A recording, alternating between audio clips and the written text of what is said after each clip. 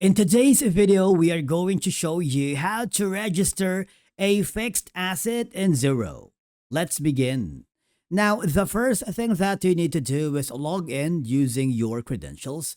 And then once inside the dashboard, I want you to hover on the top menu and click the accounting. Scroll down until you find the accounting tools and I want you to click the fixed assets. This is where you manage all your business assets like maybe laptops, machinery, or office equipment.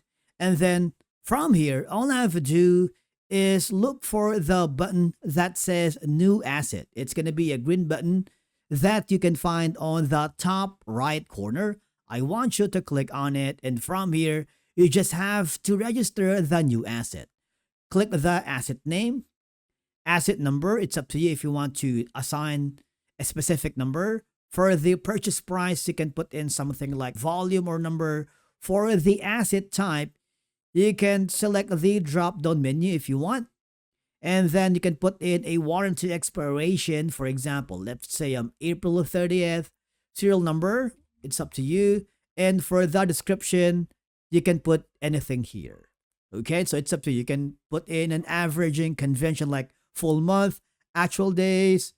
And once you've done that, I want you to click the register button. And basically, that's it for today's video on how to register a fixed asset in Xero.